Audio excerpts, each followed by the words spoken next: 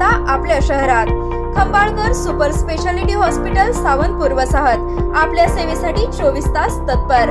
नवजात शिशु अतिदक्षता विभाग, अद्ययावत अतिदक्षता विभाग, अद्ययावत वंध्यत्व निवारण विभाग, व्हेंटिलेटर, सेंट्रल ऑक्सिजन, ॲम्ब्युलन्स सेवा, digital x ray, pathology lab, pharmacy, सुसज्ज operation theatre, joint replacement, cashless insurance सुविधा, मुख्यमंत्री सहाय्यता निधीचा लाभ। खंबाळकर सुपर स्पेशालिटी हॉस्पिटल, संपर्क 88 03 36 37 38। कोणाच्या स्वतःच्या 4-4-5-5 मधल्या म्हाड्या आहेत, स्वतःची आपली शहर बसवलेली लेखक, कवी, साहित्यिक तुम्ही आहात आणि मी घिसड्याचं लेकरू, पाठीवर 3 बांबू, पाल, आपल्याकडं पुस्तक नाही, वही नाही, काय लिहिलेलं, कुठं मसाल्याचा डबा कुठं ठेवलाय माहित नाही, गाडी उतरली, थांबली की मग आम्ही पाल काढणार, ठोकणार, मग कोणत्या पिशवीत मसाला टाकला होता, कोणत्या पिशवीत भांडे होते हे बघणार आणि मग 3 दगड कुठं शोधायला जाणार, मग चूल मांडणार आणि मग त्याच्यावर स्वयंपाक आमचा। तर तो संसार मी आज तुमच्या इथं करते। मी काय अशी जेव्हा ऐकतीये, मी 2 भाषणं थोडीफार ऐकली, नावं, तारखा, कालखंड, त्याच्यासोबत आलेले सगळे रेफरन्सेस सगळं कपाटात ठेवलेले व्यवस्थित। म्हणजे किती वाचन आहे बापरे, आणि ते काढून तुम्हाला दाखवतायत, सांगतायत, त्याच्यासाठी तुम्हाला तयार करतो। माझ्याकडे असं काही नाही, मी सैर भेर बाई, कुठून बोलेल, कशी बोलेल, जसं ठरवून आले तसं बोलेल का, कशात काही मिळ नाही। मला आधीच्या भाषणात जो अध्यक्षीय भाषण होतं त्याच्यातला एक मुद्दा खूप महत्वाचा वाटला की धर्म आणि सत्ता।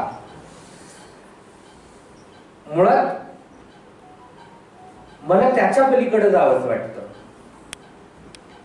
मी त्यावेळेस एक मुद्दा काढला होता की धर्माच्या निर्मितीची प्रक्रिया व त्याचे आधार सोबत त्याचे सांस्कृतिक, जागतिक, भौगोलिक, सामाजिक, राजकीय आणि वैयक्तिक परिणाम। मला असं वाटतं की याच्यावर आपण किती विचार करतो। धर्म का गरज पडली, धर्माची गरज का पडली? बरं, धर्माची गरज पडली तर धर्म तयार करताना त्याचा आधार काय होता, कशावर धर्म तयार करण्यात आले? आपण शाळा बनवतो तर त्याचे एक अजेंडा असतो की मुलांना बोलवणं, त्यांना स्वच्छ कसं राहायचं हे शिकवणं, त्यांना रांगेत कसं बसवायचं, त्यांना चांगले नोकर कसं बनवायचं, सर्व्हिस प्रोव्हायडर तयार झाले पाहिजे त्यातनं, मग ते कसे बोलले पाहिजे, कुठल्या शब्दाला आपण घाण म्हणायचं, कुठल्या शब्दाला चांगलं म्हणायचं, तर ते एक अजेंडा आहे की त्यांना माणूस बनवायचा आपल्याला, सोसायटीला पूरक असा। तर धर्माचा पण काहीतरी अजेंडा असेल ना। मग त्यांनी बायकांसाठी वेगळा धर्म दिला, पुरुषांसाठी वेगळा धर्म दिला, हिजड्यांसाठी वेगळा धर्म तयार केला धर्माच्या आतमध्ये। मग त्याचा आधार काय होता धर्म बनवतानाचा, हे आकलन मला असं वाटतं की म्हणजे साहित्य आणि लोकवाङ्मय किंवा वाङ्मयाची समीक्षा आपण करत असताना भाषेच्या निर्मितीच्या अगोदर लोकवाङ्मयाची संकल्पना काय होती? भाषाच नव्हती। त्यावेळेस लोक कशा पद्धतीने या सगळ्या गोष्टीकडे बघत असतील, तिथून उकडून काढावं लागणार। झाडाला वरती फिनिशिंग देऊन गार्डन किती सुंदर आहे म्हणलं तरी झाड विषारी आहे, आणि जोपर्यंत त्याची मुळं खोदल्या जाणार नाही आणि त्याच्या जागी नवनिर्मितीचं झाड लावलं जाणार नाही तोपर्यंत काही नवीन परिणाम येतील असं मला वाटत नाही। जसं आज मंदिरावर बोलल्यावर तुमच्या घरावर दगडफेक होऊ शकते, तशी बुद्धाला प्रियकर म्हणल्यानंतर सुद्धा तुमच्यावर ट्रोलिंग होऊ शकते। कारण की बुद्धाला ओळखणाऱ्या लोकांनाही कळालं नाही की ते ज्या बुद्धाला मानतात आणि मी ज्या बुद्धाला मानते हा दोघांचा बुद्ध वेगळा असू शकतो। कारण की स्वतःला ओळखणं म्हणजे बुद्धाला ओळखणे। आत्मदीप भव म्हणतो ना बुद्ध, तो आत्ताकडे जायचंच नाही आम्हाला विहारात समाधीस्थ बसलेला बुद्ध हवाय। आम्हाला बोलणारा बुद्धच नको। बाबासाहेबांनी बुद्धाची मूर्ती जेव्हा बनवली तेव्हा तिचे डोळे उघडे ठेवले आणि चालणारी बुद्धाची मूर्ती त्यांना सगळ्यात जास्त प्रिय होती. तो गतिशील आणि त्याचं प्रतीक म्हणतात. आज आम्हाला तो नकोय बाबा, तू समाधीत राह. तर ह्या सगळ्या अंगाने खूप सारे प्रश्न माझ्या डोक्यामध्ये उभे आहेत. म्हणजे इव्हन मला असं वाटतं की सगळ्या गोष्टीचं, म्हणजे मी जेंडरच्या अंगाने प्रत्येक गोष्टीला पाहते. आपण इथे जाती धर्माच्या, तर मला वाटतं की धर्माच्या निर्मितीमध्ये पुनरुत्पादन आणि वंशशुद्धतेचं जे काही हे आहे आणि संपत्ती वारसा हक्काचं जे काही मानवाला जेव्हा जाणीव झाली की ही गोष्ट माझी आहे, ही जमीन, ही झाडं, हे पाणी, हे डोंगर, हे घर, हा एरिया, याची जेव्हा पहिल्यांदा भावना आली असेल की हे माझं आहे, तेव्हा त्याला लक्षात आलं असेल की हे माझ्या नंतर कुणाचं, माझ्या नंतर कुणाचं, तर माझ्याच माणसांचं. त्याच्यातून आली कळपाची भावना आणि मग बनला पहिले कळपाचा धर्म आणि मग कळपाची लोकसंख्या आणि कळपाला सुरक्षित करण्यासाठी कळपातील बायकांवर नियंत्रण. त्याच्यातनं भौगोलिक संरचनेची निर्मिती की डोंगराच्या अलीकडचं आमचं, डोंगराच्या पलीकडचं तुमचं. तुम्ही अलीकडे आला तर आम्ही तुम्हाला मारणार, तुम्ही पलीकडे गेलो तर तुमची कट्टर. मला असं वाटतं की इथून विचार करावा लागणार. आणि मी पण अर्ध्या तासात कितपत मांडेल माहिती नाही, फक्त पळत सुटणार आहे. आणि ह्या निर्मितीसाठी, कारण की बघा जगातला कुठलाही धर्म बायकांनी नाही बनवला. कुठल्याही धर्माची धर्मसंस्थापक बाई आहे. म्हणजे आज योनी असलेली शरीर जे म्हणतो आपण, ती बाई कवा झाली त्याचा पण आपल्याला इतिहास शोधावा लागेल. कारण की आपण तर माणसंच होतो. आदिम काळात म्हणजे कोण, मला नावं खूप कमी लक्षात राहतात, चळवळीतले खूप मोठे लेखक आहेत आणि त्यांची कविता आहे, हे माणसा तू सूर्याला सूर्य म्हणतात. बाबूराव, किती मोठं नाव विसरले, माझी काय अक्कल असेल तर तुम्हाला. बाबूराव बाबुरांची कविता आहे, तू सूर्याला सूर्य म्हणालास आणि सूर्य सूर्य झाला, तोपर्यंत सूर्य सूर्य नव्हता. तसंच बाईला बाई आणि पुरुषाला पुरुष जोपर्यंत तुम्ही म्हणले नाही तोपर्यंत ते माणूसच होते. मग तुम्हाला बाईला बाई म्हणायची गरज केव्हा भासली? पुरुषाला पुरुष म्हणावा केव्हा वाटलं? आणि तुम्ही तिथपर्यंत जाताय का? तुमचं साहित्य तिथपर्यंत जाते का? आणि त्यावेळेस झालेल्या चुका तुम्ही आता पुनर्लेखनामध्ये दुरुस्त करणार आहात. 100, 200, 50 वर्षामधल्या चुका तर होतील दुरुस्त. पण ज्या वेळेस तुम्ही हा म्हणजे सुरुवात बघा, जेव्हा तुम्ही माणूस म्हणून एकत्र राहत असाल आणि तुमच्यामध्ये स्वार्थाची भावना उत्पन्न झालेली नसेल, हे सगळं आपलं आहे ही भावना असेल, म्हणजे बुद्ध बघा, बुद्ध घडला कसा? नदीच्या पाण्याच्या भांडणावरच झालं ना बुद्ध. सार्वजनिक संपत्तीच्या याच्यावर स्वतःचा हक्क सांगायचा नाही, तो मिळून वाटून गेला पाहिजे, सॉल्व्ह झाला पाहिजे. तिथंच बुद्ध तयार होतो. तिथून घरातून त्याला विचारायला, तो भांडत नाही म्हणून त्याला जावं लागतंय. तर मानवी उत्क्रांतीच्या त्या नियमापर्यंत तुम्ही पोहोचला तर तुमच्या लक्षात येईल की युद्ध हे स्वार्थातून सुरक्षेच्या भावनेचं नाव देऊन, दोन्हीकडनं स्वार्थ आहे. ज्यांच्याकडे स्वतःकडे उपाशी आहेत म्हणून ते अन्नाच्या शोधात दुसरीकडे निघालेत आणि दुसऱ्याच्या अन्नावर धाड टाकतायत, हीही एक असुरक्षितता आहे. आणि आमच्याकडे जास्त आहे, आज तुम्हाला दिलं तर उद्या आम्ही उपाशी मरायचं का? त्यातनं स्वतःला ते संरक्षित करू पाहणं हाही स्वार्थ आहे. त्या प्रक्रियेमध्ये धर्माची निर्मिती होते. मग तो धर्म नंतर अजून कट्टर होत जातो. कारण की म्हणजे मी जेंडरवर बोलताना नेहमी सांगत असते की पुरुषाला जोपर्यंत पुनरुत्पादनामध्ये त्याचा सहभाग आहे हे माहित नव्हतं, तोपर्यंत इथं बायकांचं राज्य. जेव्हा पुरुषाला हे कळालं कि रिप्रोडक्शन में अपना भी हिस्सा है. 99% तिचा असेल, 1% माझा आहे एका दिवसाचा. त्याच्यानंतर 9 महिने ती बाळाला जन्म देईल, वाढवेल, सगळं करेल. पण तो हिस्सा माझा. त्याच्यातनं त्याला कळालं की ये मेरा वारिस. मग ती मुलगा असो मुलगी असो, मग तो नंतरच्या काळात परत पितृसत्तेने अजून जड झाल्यानंतर मुलगाच पाहिजे, तो भाग फार नंतरून आला. पण आधी माझं बाळ खाणार, मी जे काही कमवतोय, मी जे काही पिकवतोय, मी जे काही संरक्षित करून ठेवतोय, हे माझ्या मुलांसाठी असलं पाहिजे. या भावनेतनं महिलांच्या योनीवर जी बंधनं आणण्यात आली, तिच्या लैंगिक स्वातंत्र्यावर जी बंधनं आणण्यात आली, त्यातनं तयार होतात धर्म. भांडणं बघा, सगळ्या गोष्टीत वाटलं तर एका ताटात खाऊ पण आम्ही, पण आमची मुलगी तुमच्याकडे गेली नाही पाहिजे, तुमची मुलगी आमच्याकडे आली नाही पाहिजे. आमच्या बायका कशा उपभोगता तुम्ही, हा खालून मी वर प्रश्न आहे, वरून खाली हा प्रश्न आहे. जे मापदंड ठरलेत खालीवरचे त्या हिशोबाने, ते मी नाही ठरवले, तुम्हाला सांगण्यासाठी मला ते घ्यावं लागतंय. पण ही बनण्याची प्रक्रिया सुद्धा त्या योनी सूचितेतनं आलेली आहे, त्या जेंडरच्या संकल्पनेतनं आलेली आहे. ती संपत्तीवरच्या हक्क आणि अधिकारांना सांगण्यासाठीची आलेली आहे. त्याच्यात माझ्यासारख्याला तर उचलून बाहेरच टाकलेलं आहे, कारण की मी रिप्रोडक्टिव्ह नाही. जे त्या आरतीया मी कविता लिहिते, हे माझं प्रोडक्शन आहे.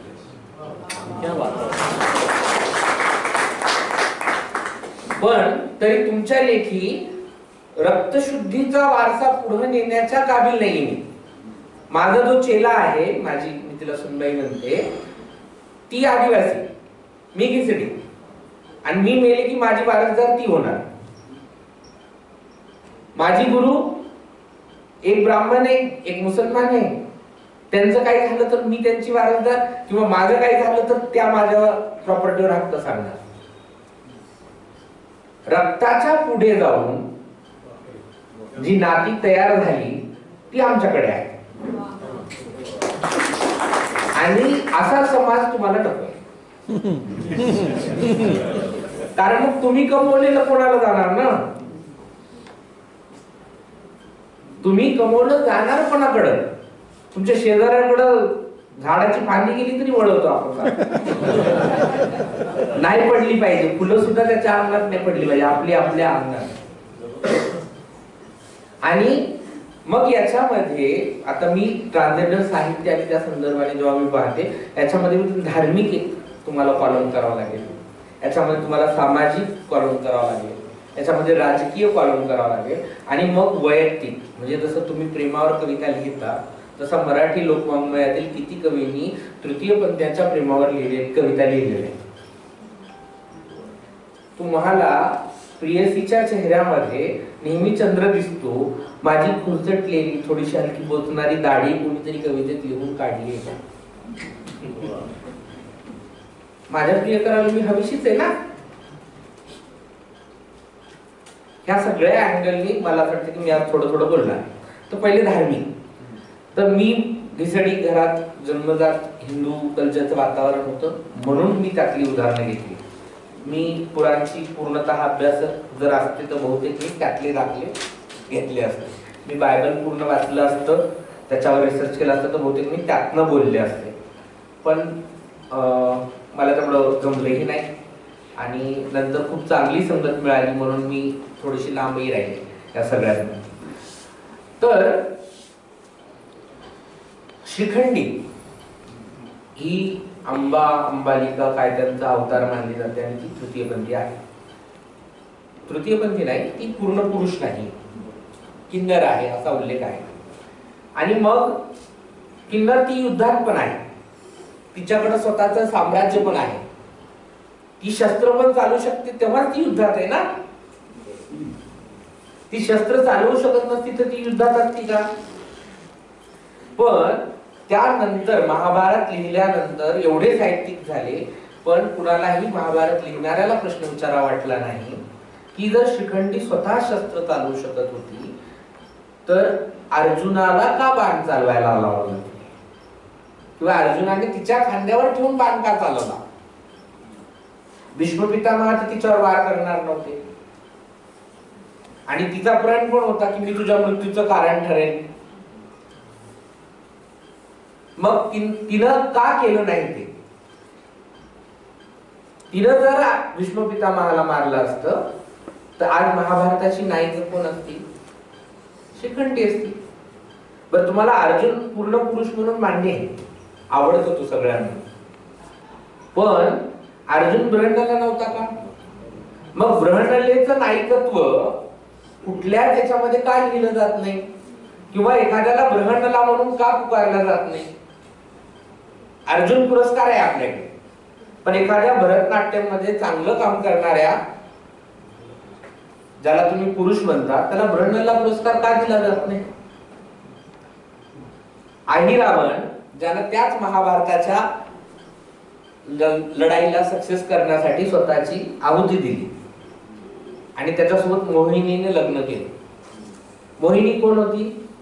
विष्णूचा अवतार, श्रीकृष्णाचा अवतार. मग त्या मोहिनीच्या रूपकाला तुम्ही नेहमी कामुक, लोलूप अशा भावनेनं का बघता? तिच्या इतकं पॉलिटिकल कुणीच नाही. तिनं चांगल्या चांगल्यांचे गेम केले.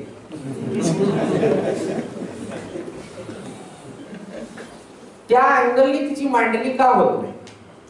हे झालं धार्मिक. याच्या खूप सारे उदाहरणं मिळतील तुम्हाला. जे चक्रधर स्वामींचं पुस्तक आहे ज्याच्यावर खूप सारे वाद, निळा चरित्र, त्याच्यामध्ये तृतीयपंथांबद्दलचे उल्लेख आहेत असं आमचा समाज मौखिकरित्या सांगतो.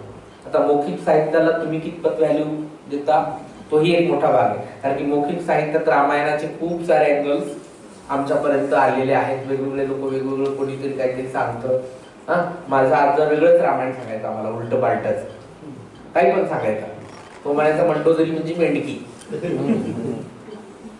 आणि मंडोदरी आंघोळीला गेली, मेंढकाचा कधीच सेक्स होत नाही आणि तिला पाण्यात गर्भ राहिला आणि मग ते गर्भ राहिलेला बाळ रावणाला कसं सांगायचं म्हणून ती म्हणजे मी चालले तपाला, आणि ती तपाला गेली, तिथं बाळाला जन्म दिला. ती होती सीता. आणि मग ती सीता तिने जमिनीत पुरली आणि स्वतःच जाऊन दशरथ राजाला सांगितलं की तिथं नांगर लाव, तुला धन सापडेल किंवा काहीतरी तुला सक्सेस होईल. आणि मग दशरथ राजा, जनक राजाने तिथे हे लावलं आणि मग त्याला सीता सापडली. आणि मग ती कोणाची पोरगी झाली? रावणाची. हे आमचे आजोबा सांगायचे आम्हाला. आता हे सांगितलं तर लोक बुटानं मारतील. आणि त्यांना माझी कळकळीची विनंती राहील की हे वाक्य माझे नाही, माझ्या आजोबांचे, ते स्वर्गवासी आहेत. तुम्ही तिथे जाऊन त्याच्या बुटानं मारू शकता, मला मारू नका. सामाजिक याच्यामध्ये तुम्ही सगळे सिनेमाची आधी बनते स्क्रिप्ट हे एक साहित्य. डोळे बंद करून तुम्ही हिजडा हा शब्द जेव्हा ऐकता तेव्हा तुमच्या डोळ्यासमोर काय चित्र उभं राहतं? एक भलं मोठं कुंकू, पान चगळलेलं, बाह्यात कपडे घातलेले, खटाखट टाळ्या वाजवणारे, काहीतरी विद्रूप शब्द, काय खरचटलेली दाढी वगैरे किंवा काही पण, हे चित्रण सगळ्या साहित्यात आलेले. पण तुम्ही किती ट्रान्सजेंडरचा प्रत्यक्ष जाऊन भेटलाय, बोललाय, बघितलाय, त्यांच्यासोबत जेवलाय, ते कशा भाज्या बनवतात. किती लोक बाजारात मला विचारतात तुमचा स्वयंपाक तुम्हीच करता का? मग मी रोज उठून तुमचं पार्सल आणते का? मला स्वयंपाक नाही, पण तुमचं घर आहे का? मग घर नाही तर कुठं राहते मी? ह्या बेसिक गोष्टी सुद्धा कुठल्याही साहित्यात नसतात. कुठल्याही साहित्यात हिजड्याचा शेजार नायकाला नसतो. नायकाची बहीण किंवा भाऊ ट्रान्सजेंडर आहे किंवा नायकच ट्रान्सजेंडर आहे. म्हणजे मगाशी नाटकाच्या बाबतीमध्ये जेव्हा चाललं होतं खैरलांजीच्या, मला तेव्हा लक्षात आलं की नाटक घडत असताना आपण नायक आणि नायिकेसोबत नाटक बघतो, पण त्या नाटकामध्ये साईड रोल जे करणारी जी पात्र आहेत त्यांच्यासोबत आपण कधीच नाटक बघत नाही. आणि मग त्यांच्या अँगलच्या साहित्याची मांडणी कधी होणार? की ते खूप महत्वाचं वाक्य सांगितलं जातं. ते 2-3 प्रकारे सांगतात की हिरण का इतिहास जब तक हिरण नहीं लिखेगी तब तक उसमें शिकारियों की शौर्य गाथा लिखी जाएगी. तर आता हिरणच्या हातामध्ये पेन डॉक्टर बाबासाहेबांनी दिला, महात्मा फुलेंनी दिला, आणि आता हिरण लिहायला लागलीये, तर हिरणचं हे बी कर्तव्य आहे, तिला त्या शिकाऱ्यावर करुणा आली पाहिजे. कारण की शिकाऱ्याला लहानपणापासून शिकवलंय की तुला यांना मारायचंय, आणि सगळ्यात पहिले त्यानं मला मारण्या अगोदर तो स्वतः विक्टिम आहे सिस्टीमचा. तर ही करुणेची भावना जी एका पातळीवर माणसाला आणेल, ती जोपर्यंत साहित्यात येणार नाही तोपर्यंत बदल होईल असं मला वाटत नाही. आज आपण जातीवर बघतोय किती तीव्र भावना होत चालल्यात जातींच्या, किंवा म्हणजे जर एका जातीतला पुरुष त्याच जातीतल्या बाईवर जर बलात्कार करेल तर त्याची पेपरला बातमी सुद्धा होत नाही. दोघांच्या जाती वेगळ्या असतील तरच पेपरात बातमी होणार. त्याही पुढे जाऊन जर त्याच्यात बाई मेली असेल तरच त्याला जास्त व्हॅल्युएबल समजलं जाणार. नुसतं अब्यूज केलं, कामाच्या ठिकाणी छळलं, त्याला जास्त व्हॅल्यू नाही. ती तशीच असेल. जेव्हा ती मरते तेव्हा अरे हा खरा अन्याय झाला. आणि याच्याशी रिलेटेड सगळ्या गोष्टी तुमच्या चालल्या. तुमचं सीमा भारत पाकिस्तान युद्ध होतं, तिकडचे 4 मरतात, इकडचे 4 मरतात. त्या दोन्हीकडच्या मरणाऱ्यांमध्ये इथल्या सत्ता स्थानात असलेल्या लोकांची लेकरं किती असतात, आणि साहित्यातनं त्या अँगलने मांडणी कधी आपण करतो का? आज तुम्ही पाहतीये सगळं देशभक्ती आपण सगळी एवढी जागी करतो, पण देश ही संकल्पनेची निर्मिती कशामुळे झाली, कुठून आली? बाबासाहेब म्हणायचे आदेश माझा नाही, कारण की या देशात माझी जागा काहीच नाही. तसं मलाही वाटतं बऱ्याच वेळा. पण मला असं वाटतं की जसं ते जोक चालतो ना, चांगला नवरा कोणाला मिळत नाही, त्याला जो मिळतो त्याला ठाकून ठोकून थेट करावा लागतं. हा खूप पेट्रियार्कल जोक आहे. हा खूप पितृसत्तात्मक मानसिकतेतनं आलेला जोक आहे, ज्याच्यावर बायका स्वतः असतात. तसंच माझ्या बाबतीत झाले की चांगला देश कुणालाच मिळत नाही. अमेरिकेतही इश्यू आहे ट्रान्सजेंडरचे, तुम्ही रूस रशिया जा तिकडेही ट्रान्सजेंडरचे इश्यू आहेत. अरब कंट्रीज मध्ये तर याही पेक्षा घाणेरडी स्थिती आहे. त्याच्यामुळं सौभाग्य पण मानत नाही मी आता तर, तरी आता भाषेने मला याला पर्यायी शब्द दिलेलेच नाही. त्याचं सौभाग्य नाही म्हणायचं, भाग्य नाही म्हणायचं, योगायोग काय म्हणायचं, याला या फिलिंगला काय म्हणायचं. तर त्याने मला हा देश दिलाय, तर मला तिथलंच सामान व्यवस्थित ठेवावं लागणार, आणि त्याच्यासाठी मी लिहायला लागले. मी लिहायला लागले तेव्हा माझ्या लक्षात आलं की मी लिहिते त्याची कविता आहे, मला पण नव्हतं माहिती. मला लोकांनी सांगितलं की ताई तुम्ही काय छान कविता लिहिता फेसबुकला. मला अच्छा याला कविता म्हणतात. आणि मग असं वाङ्मय मंडळाच्या उद्घाटनाला वगैरे वगैरे लोक बोलवतात. आता जेव्हा मी ऐकते तेव्हा मला एवढं सांगावंसं वाटतं की खूप गोष्टी तिथे आहेत मानवी उत्क्रांतीच्या तिथे, बदलायच्या असतील ना तर तिथून बदलाव्या लागणार. कारण की स्त्री पुरुषांची विषमता नकळतपणे साहित्यातनं लोकांच्या मनामध्ये रुजवल्या गेली. आदर्श बाईची संकल्पना ही कुठून आलेली आहे? आदर्श बाई हा प्रकार कधी नसतो. कारण की मला माहिती आहे, मी कितीही आदर्शपणाचा डोक्यावर पदर घेऊन जरी चालले तर रस्त्यानं सुंदर पुरुष दिसल्यानंतर माझ्या मनात आलेली भावना शेजारच्याला जरी दिसत नसली तरी ती माझ्या मनात आहे. आणि ती लपवण्याची वेळ माझ्यावर कुठल्या संस्कृतीने आणली तर ती इथली ही सो कॉल्ड सभ्यता. की मला एखाद्या चांगल्या पुरुषाला किंवा चांगल्या मादक पुरुषाला चांगला म्हणता येत नाही, किंवा म्हणलं तर तू त्याचे गैरसमज वेगळेच तयार करून घेतो.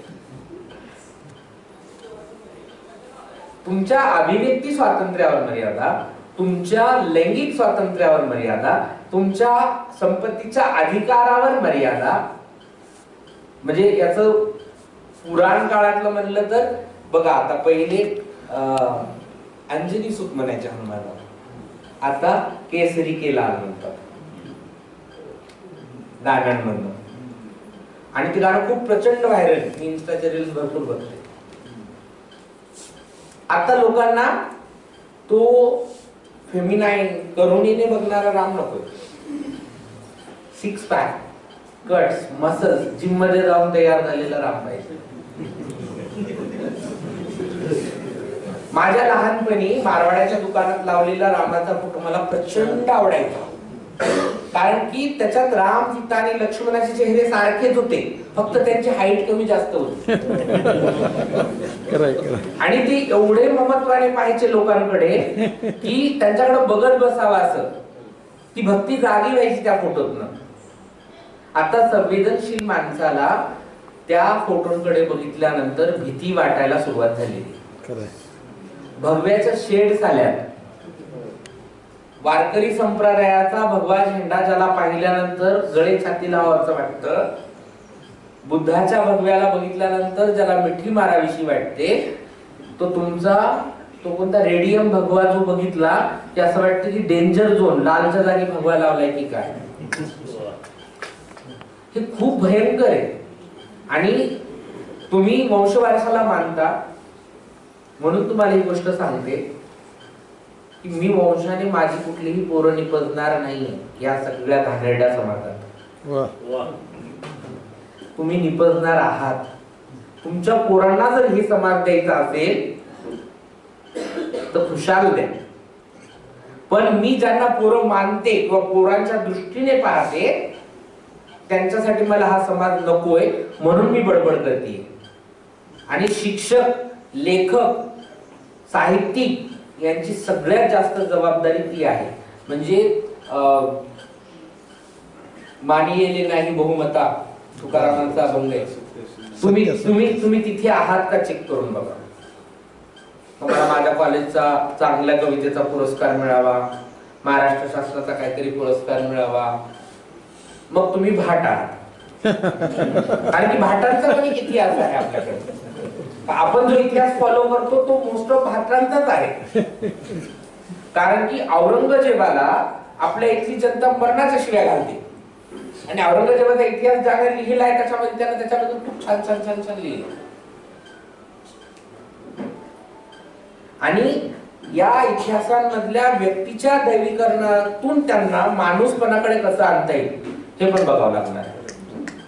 की एकदा का दिशा पिंकी शेख देव झाली की बस ती चुकूच शकत नाही, असं नाही होऊ शकत. मी लय चुका केलेल्या आहेत आणि म्हणून मी आत्मचरित्र लिहायला घाबरते. तुमच्यात दम लागणार आहे ते सगळं लिहून काढायला. मी केलेल्या चुकांचं सगळं ते समीक्षा करून की त्या कंडिशनला मी कुठं उभी होते आणि कशातनं माझ्याकडनं समोरच्याची हॅरेसमेंट झाली हे सांगायला मला हिंमत लागणार आहे. पण मला तुमच्या मनातल्या इमेजला धक्का लागू द्यायचा नाही दिशा पिंकी शेखच्या, म्हणून मी ते लिहिणार नाही. तर साहित्यिक वंचितांच्या साहित्याच्या नवनिर्मितीमध्ये मुळापासून जोपर्यंत खोदणार नाही तेव्हा मला असं वाटतं की बाह्य स्वरूपी पॅकेजिंग वालं वंचितांचं साहित्य तयार होईल, पण त्याचं मूळ बदलणार नाही. त्याची सीमारेषा, त्याची चौकट वाढणार नाही. बायका मर्यादेतून बाहेर निघणार नाही. बायकांच्या म्हणजे लोक बुद्धिस्ट लोक आता म्हणतात की आमच्याकडे मंगळसूत्र नाही. ओके, पण मी कित्येक बायकांच्या गळ्यामध्ये मंगळसूत्र नसताना मंगळसूत्र पाहते. ते मंगळसूत्र तुम्हाला तोडता आले का? पुरुषांना पुरुष असण्याचा जो काही रुबाब आहे तो काढून फेकता आलाय का? तुमच्या पुरुष असण्यामधून तुमचं जे काही शोषण होतंय ते माझं शोषण होतंय हे सांगण्या इतपत क्षमता तुम्ही वाचलेल्या साहित्यातनं तुम्हाला प्राप्त झालेली आहे का? तुमच्या साहित्यातल्या सौंदर्याच्या संकल्पना आणि त्याची मीमांसा केली तर अजून 2 तास बोलेन मी याच्यावर की तुमच्या याच्यात साहित्य तुमच्या काम वापरते शब्द माहितीये का? कारण की अजूनही माझ्यासारख्या वंचितांना हे साहित्य माझं वाटत नाही. शिक्षक आहात तुम्ही, ते मोस्ट ऑफ लोक ना, तुम्ही माझ्या पिढीला श्यामची आई शिकवण्याचं पाप केले. कारण की श्यामची आई फक्त श्यामकडे होती. माझी आई संध्याकाळी क्वार्टर घेऊन बसायची आणि मी श्यामची आई ऐकल्यानंतर स्वतःच्या आईची घृणा करायला लागले. मला माझ्या आईबद्दल घृणा करायला शिकवलं कोणी?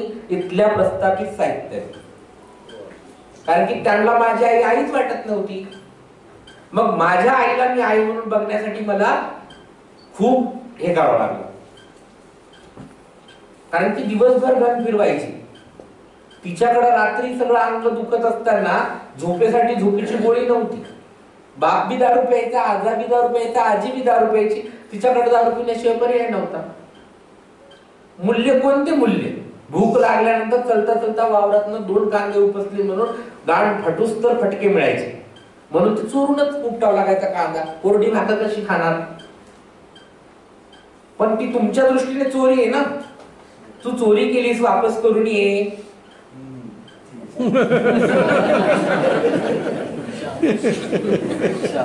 कसं करायचं आम्ही? आमच्या आयांना कुठं नेऊन ठेवायचं? जर एखादी आई पोराला शाळेत शिकवण्यासाठी स्वतः सेक्स वर्क करत असेल तर तुम्ही तिला व्यभिचारी म्हणणार का? पण तुमचं साहित्य तर तेच म्हणतं ना, पातिव्रत्याच्या संकल्पना.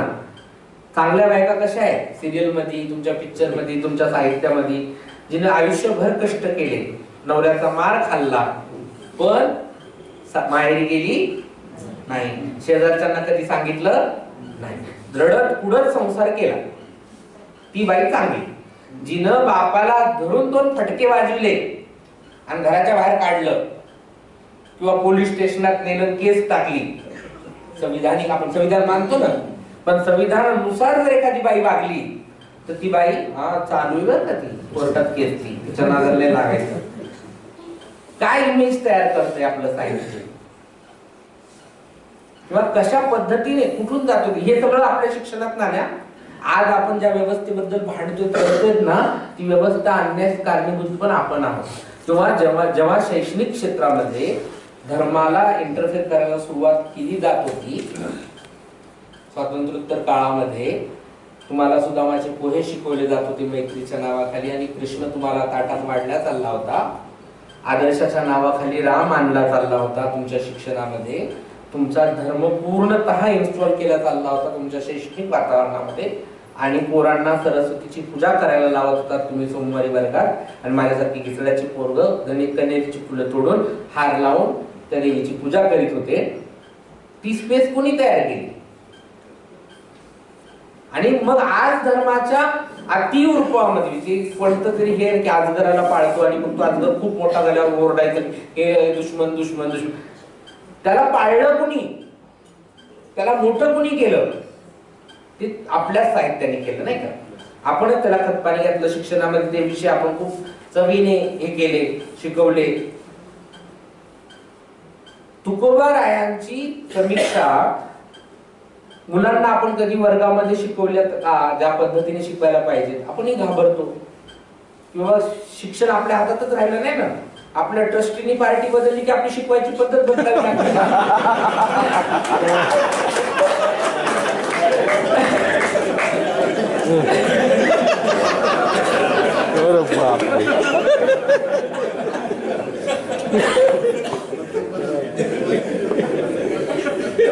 कास्ट, क्लास आणि जेंडर हे 3 पायाचं राक्षस आहे, आणि या 3 पायाच्या राक्षसाला मारण्यासाठी हे सर्कल आहे, हे रांगेत नाही की तुम्ही पहिले कास्टला मारणार, मग क्लासला मारणार, मग तुम्ही जेंडरला मारणार, असं होऊ शकत नाही. हे सर्कल आहे. तुम्हाला समांतर पातळीवर या 3ना बघण्याचा दृष्टिकोन घेऊन लिहावं लागेल, वाचावं लागेल, लोकांना समजून सांगावं लागेल, त्याच्यावर आधारित इतिहासाची पुनर्मांडणी करावी लागेल वाङ्मयाची. तेव्हा खऱ्या अर्थानं आपल्या हाताला काहीतरी साऱ्या गोष्टी मी आतमध्ये घेऊन चालते. थँक्यू सो मच, तुम्ही ऐकून घेतलं त्याबद्दल. माझे पाल तंबू सगळं गोळा करते. इथं काही राख राहिली तर त्यासाठी माफी मागते. एक कविता, माझी कविता आहे. कवितेचं मराठी सगळ्यांना येतं ना? हल्ली तो एक मोठा प्रश्न आहे. एक कविता वाचते, ठीक आहे?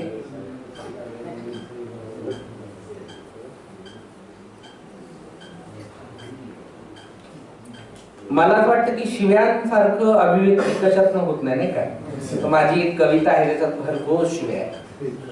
आणि आपण सगळेजण देतो शिव्या बरं का. फक्त कुठल्या शिव्या कुठं द्यायच्या ते आपण ठरवलेलं. घरात द्यायचं तर मूर्ख नालायक म्हणायचं, बाहेर गेले की भोसडीच्या म्हणायचं. हो, वाईट ठरवलं आपण ती या शिवीला. आणि ह्या सगळ्या मेट्रियार्कल शिव्या ज्या मेट्रियार्कल व्यवस्थेला संपवण्यासाठी वापरल्या गेल्या. खूप सारी उदाहरणं द्यायची होती मला, की शिंदळ म्हणजे काय, सटवी म्हणजे काय, भवानी म्हणजे काय. पण आता काही वेळ अभावी राहू देते मी. कारण की बघा, एकीकडे भवानीची आम्ही पूजा करतो, तिची शक्तीची देवता म्हणून तिला प्रार्थना करतो, आणि आमच्या घरातली बहीण जराशी निर्णय घ्यायला लागली, स्वतः स्वतंत्र बोलायला लागली, ती बंड करून उठायला लागली, तर ते भवानी तोंड बंद कर. तर आपल्याकडे असं आहे दोघली व्यवस्था. काय रे झाटोजी, राग आला का? राग आला तरी तुला झाटोजी म्हणण्याचा? आला तरी मला फरक पडत नाही, कारण तुझी नाकर्ती प्रमाण भाषा मला अजूनही समानार्थी सन्मान देणारा नवा शब्द जन्माला घालू शकले नाही. तुझ्या लेखी मी छक्का, मामू, तृतीय पंथी आहे. आता मला अजून कळालं नाही की कोणी ठरवलं मी तृतीय, आणि मी तृतीय तर प्रथम कोण.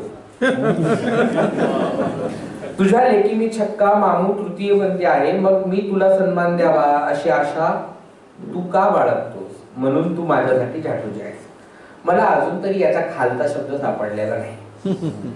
निसर्गाने दिलेल्या जमीन, खनिज संपत्ती आणि सत्तेवर हजारो वर्ष डल्ला मारून बसलेला तू मला जा विचारतोस भीक द्यायला माझ्या बापाची ठेव आहे का म्हणून? उत्तर ऐकायचे तर ऐक. माझ्या बापाची नाही, माझी ठेव तुझ्याकडं, तुझ्या बापाकडं आणि येणाऱ्या पिढ्यांकडे. भिकेच्या नावावर जे देतोस ना ते माझं आहे, तुझ्या बापाचं नाही. शिक्षण, नोकरी, उद्योगात तू, धर्मांच्या दानपेट्यावर तू, माणसाला माणूस म्हणून मिळणाऱ्या सगळ्या सुविधा रांडच्या भडव्यागत उपभोगणारा तू माझ्या वाटेला येणाऱ्या रोकड्यावर बोलतोस. तुला शरम कशी वाटत नाही? इन मिन 4 वर्ष झाली ही कविता लिहिली तेव्हा 2014ला आम्हाला भारतीय संविधानाच्या कक्षेत कोर्टाची 30 वर्षाची लढाई लढल्यानंतर भारतीय नागरिक म्हणून ओळख मिळाली. तुम्ही 47ला नागरिक झालात या देशाचे, मी 2014ला या देशाची नागरिक झाली. तर इनमिन 4 वर्ष झाली माणूस म्हणून मान्यता मिळाली, तर नेमक्या कोणत्या माझात माझे अवकाश काढतोय? जे तू देतोयस ना हातात त्यातलं निम्म तर तुझे समाजरक्षक भाऊच खातात, त्याला हप्ता म्हणतात. त्यावर बोल की काय, की तुला माहीतच नाही? इंग्रजी खाली निजून भारताचे निकष बांधणाऱ्या गोरधव्यावर तिथला भिकारी कसे भारे बांधतो हे सांगताना हेही सांगा की तिथला समाज भिकाऱ्यासोबत पण कसा वागतो. अरे मेलेल्या टाळूवरचं लोणी खाण्यात तुमच्या पिढ्या गेल्या, फायद्याच्या गठोड्यावर अजूनही गाण दाबून बसला आहेस आणि तू मला श्रमाचे पाठ पडवतोयस. माझं हजारो वर्षाचं शोषणाचं चित्र तुला दिसत नाही का? 9 ते 5 नोकरीच्या डिंगा मारतोस, उंटावरून शेळ्या हाकतोस, मर्दानगीच्या माज मिरवतोस. माझ्यातले जे 9 ते 5 आयुष्य जगतात त्यांच्यासोबत तरी तू कसा वागतोस? ऑफिसातल्या केबिन मध्ये तुला माझ्या किंकाळा ऐकू कशा येत नाही? शिक्षण, संस्कार, समाज संरक्षण जन्मजात मिळालेला तू अजून माणूस होऊ शकला नाही आणि माझ्याकडून माणुसकीची आशा ठेवतोस. अशी अरे पशुची क्रूरता तुझ्या चेहऱ्यावर झळकते, म्हणून मी हिसकून घेते माझ्या वाट्याची भाकर. त्यासाठी तुझ्यासारख्या झाटोजी समोर हात पसरवण्याची मला गरज नाही. बदलाच्या प्रक्रियेला संयमाने वेळ दे. बदलाच्या प्रक्रियेला संयमाने वेळ दे, तर मीही बदलेल, माझ्या पिढ्याही. माझ्या वागण्याचे मूल्यांकन तुझ्या जागून नाही, माझ्या जागून कर. तेव्हा तुला व्यवस्थेने घातलेला कुट्टा दिसेल आणि त्याशिवाय तुला माझे दुःख कळणार नाही. तब तक ए जाटोजी चल निकाल 10 रुपये, चल निकाल. Thank you so much. धन्यवाद.